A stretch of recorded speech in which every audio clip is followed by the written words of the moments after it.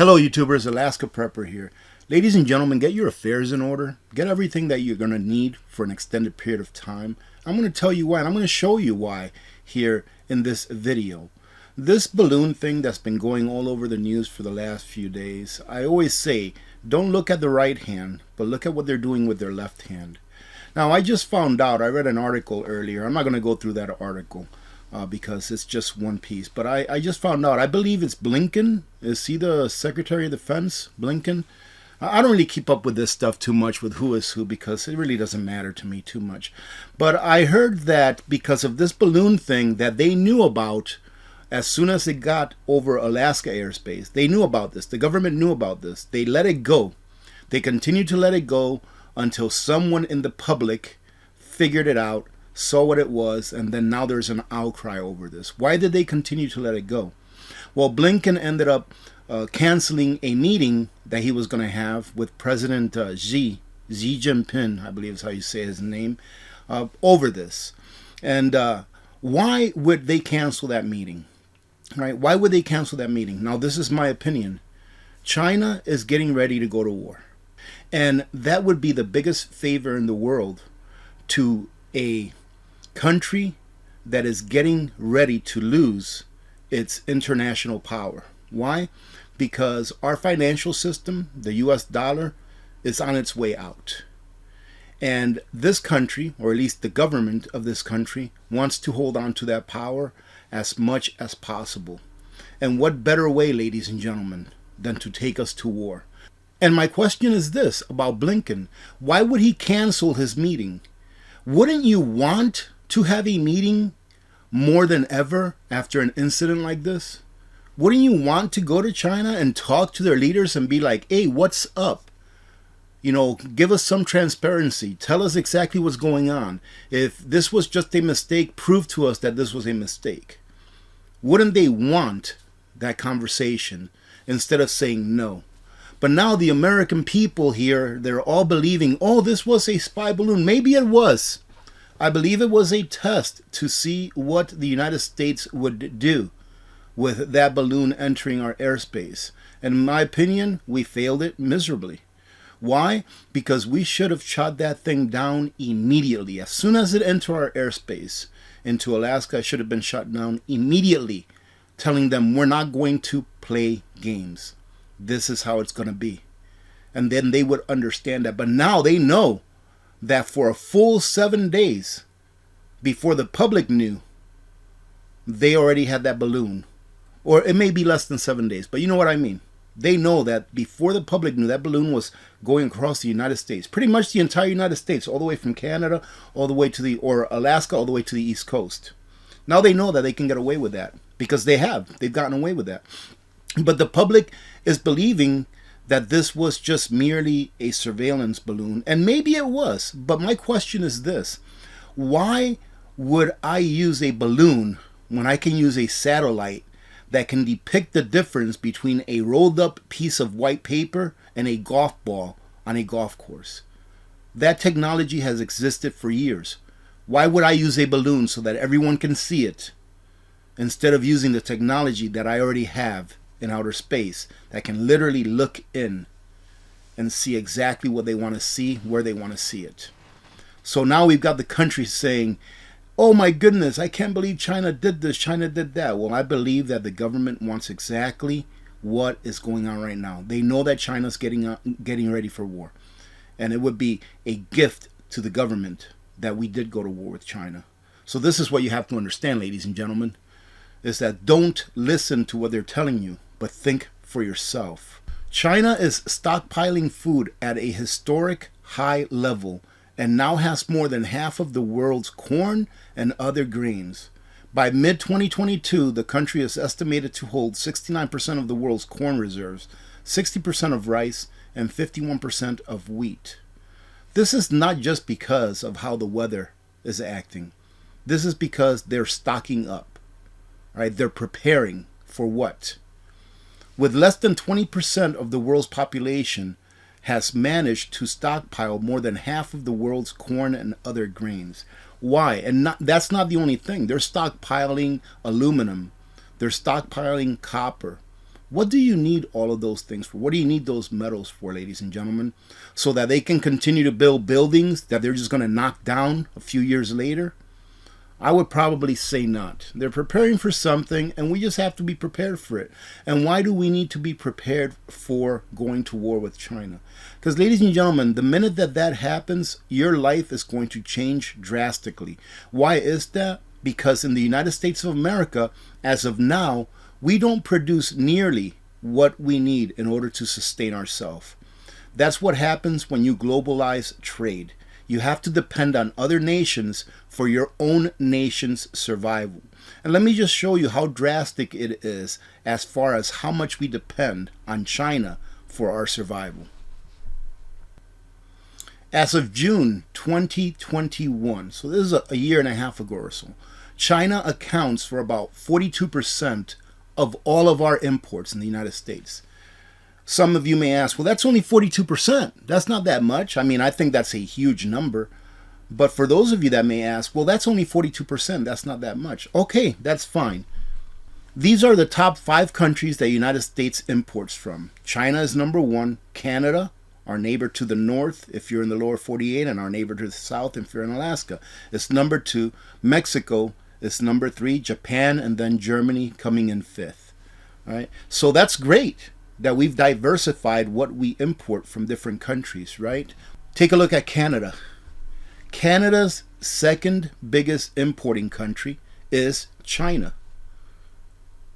So a lot of the things that we import from Canada, they probably need the imports that they get from China.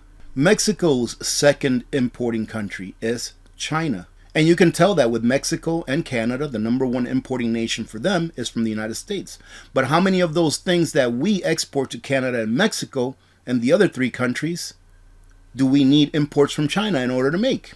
And believe it or not, Japan has a really bad history with China. But Japan imports from China is number 1. They're their number 1 importer. So the things that we get from Japan, are we going to be able to get them if they import most of the things that they get from China? And we'll finish it off with Germany. Germany's number 1 importing country is China. They import most of the things that they need from China. So are the things that we import from Germany, being our 5th most highly imported country that we get stuff from, are the things that we get from them, how many of those things will be disturbed?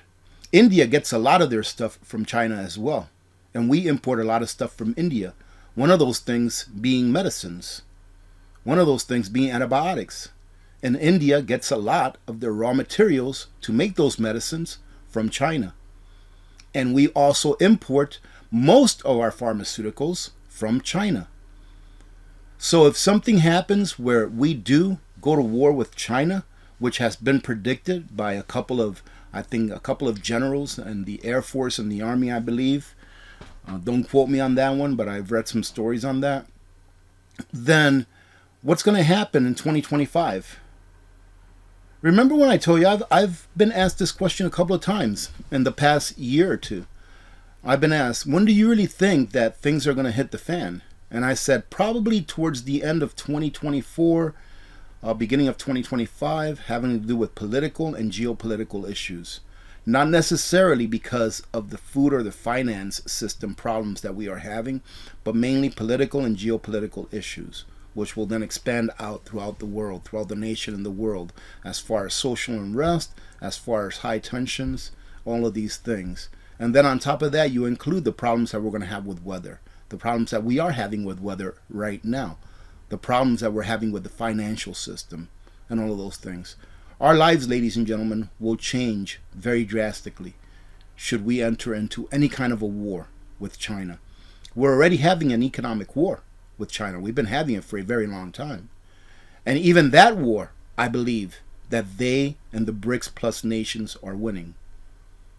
So you have to prepare for the not the only near future, but for the extended future as well. Because this, in my opinion, is exactly what our overlords want. They want war. Think about it this way. Why in the world would we not send a representative from the United States, someone from high up on the government, in the United States to go talk with the president of the Big R. Why would we not do that? Why would the president of the Big R and the president here be talking on the phone every day trying to solve the problem? Why not? Remember, ladies and gentlemen, that when politicians fail at their jobs, it is we that pay the price. And when politicians fail at their jobs, they take us to war. War is nothing but a result of politicians failing at what they're supposed to be doing for their job. That's what war is. And war brings nothing but sorrow for you and the people. Never really for those people that actually took us to war. And this here is what I think should be the big story. Not that there was a balloon going across the U.S. that belongs to China, but that we did nothing about it until a long time after it had actually reached into our main part of the country, the lower 48s. First, China and the Big R both now have a gauge of our reluctance to secure our own airspace. A lot of people have been talking about how this balloon can be used for an EMP and stuff like that.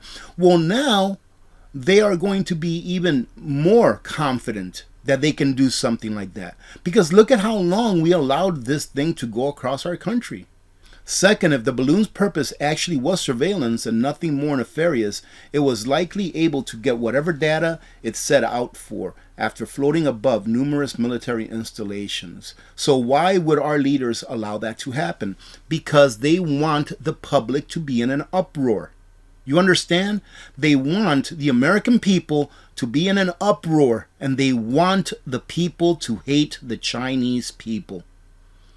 When in fact, the Chinese people just want to work, eat, and live. Just like the American people, we want to work, eat, and live in peace. There's no difference. But there is a big difference in the power struggles that's occurring within governments around the world right now. And how better to get the American people scared and get them riled up. That way, if we go to war, the people will be behind the government. Yes, let's go to war. Let's send our kids to die for something they didn't have to die for, so that the military-industrial complex can get even richer, so that they can come back in the tens of thousands, losing their minds, losing their sight, with no limbs, and then fall back on a government that cares not of them. Let's go ahead and do that, because now we've got the people scared enough and mad enough that we can do this. Third, we have to be acutely aware of the potential for the balloon to be a test run for another balloon, many of which have speculated could be the means for an EMP, and that, I think, has validity behind it. High-altitude balloons, such as the one China has floated over mountain state military bases this week, are considered a key delivery platform for secret nuclear strikes on America's electric grid, according to intelligence officials. But we still won't harden our grid. Think about this. This is coming from U.S. officials at the highest parts of government. They understand that we can be struck with an EMP from one of our adversaries, but instead of spending the 25 or 50 or $100 billion, whatever it is that it will take to harden our grid against an EMP or a CME, they take that money and send it away. Does this really sound like a government that cares about its people? Spy balloons used by Japan to drop bombs during World War II are now far more sophisticated and can fly up to 200,000 feet and evade detection, and can carry a small nuclear bomb that, if exploded in the atmosphere, would shut down the grid and wipe out electronics in many statewide areas. And we all know that, at least all of us that are in the know that have been listening to things like this for a while, that that is very possible. It is either a test of how aggressively they could humiliate President Biden publicly, or it's distraction for something else going on. The balloon was over Alaska nearly a week ago. Instead of dealing with it then, we allowed it to go untouched, giving China the upper hand regardless of whether they set out for surveillance or to test us. We should have shot that thing down immediately. When you have a toddler, right? and that toddler is walking and starting to learn how to talk and stuff like that, and you see them going to stick their finger in an electrical socket, what do? You're like, no, that's not gonna happen. All right, so you tell that toddler, you say, you cannot do that because you can get very hurt. It's not the kind of pain that you will learn something from, because it can hurt you permanently, right? So you put a full stop to it, right? Or you get some of those little plugs that you plug in it that makes it childproof, right? But you do something to put a full stop to it. That way they cannot get to that electrical socket. But in this case, we didn't do that. We just allowed them to continue to follow through with their plan, to see how we would respond to it, to see how the government and the people would respond to it. And obviously the government failed to secure our borders. Imagine that, ladies and gentlemen, that the government failed to secure our borders. Not only are they failing by land, but they're also failing by air. They say here that China learned a lot from this, and I have to agree. While we focus on the obvious, China is preparing for war. China is continuing to stockpile gold while selling U.S. treasuries. Like I said, we're already having a financial war. An obvious step that a country that is getting ready for war or to challenge the U.S. dollar on a global stage would be taking. And China is not the only country that is stocking up on gold. It is many other countries, and most of those countries, ladies and gentlemen, belong to the BRICS Plus nations. The nations that are aligning with each other in order to circumvent the use of the Federal Reserve note, known mostly as the dollar. That as well is going to affect us in a way that we've never felt before, I believe, in the history of mankind. And I'm not being hyperbolic when I say this. When the Federal Reserve note goes away, when it goes away and we as a country have no choice but to go to a gold or silver backed or a commodities backed currency, it is going to affect people in a major way, and there will be a huge die-off. Yes, because of a little piece of paper. This is fake, by the way, all right? Because of a little piece of paper, there's going to be a great die-off. You know why? Because we have been living a standard of living that cannot be supported in reality. See, this is not real. We in the western part of the world, the western nations, we have been living a standard of living that cannot be supported by reality. Meaning that for all of these decades that we've been under a fiat currency, we have been sending other countries pieces of paper, and now even less, just electrons over the interweb, right? For real goods. For real goods, and that is what has propped up the standard of living in the United States of America. That is why we have really good medical. That is why we have why the average American family has 2 cars, you know, on average. And if we have to go to a system where the dollar is no longer accepted as a reserve currency, and we have to actually produce something that will give our currency value, then a lot of people are going to die off because we don't produce anything. Where are the people going to be able to buy the things that they need to survive when the money is no good, or there's not enough money because we just don't produce anything? I hope that you understand that, because I believe that finances are probably the most important thing that either allow a country to prosper or to be subservient. Eventually will be subservient. And of course, morals is that other thing. And here they continue to say, of course, the big R in China can't do it all on their own. They are working with nations like Saudi Arabia to help put their plans into place. Crucial to dethroning the US dollar would be the removal of its use for buying and selling oil, a system that has been in place since the 70s, when the US promised security for the Saudi kingdom in exchange for the petrodollar system that underpins the dollar's strength as the global reserve currency.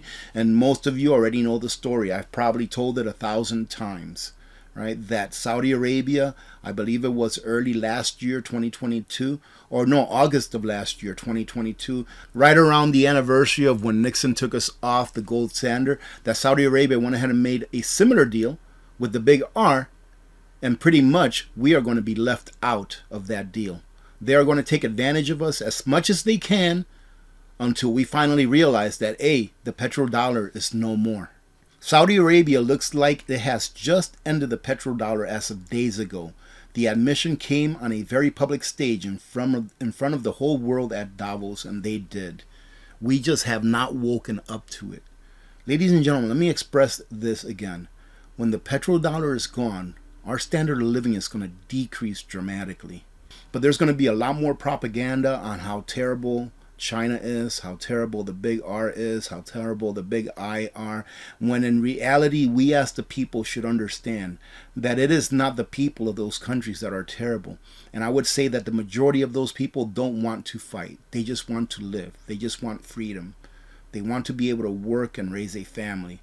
However, again, when an empire's money is becoming worthless, it does things out of being desperate.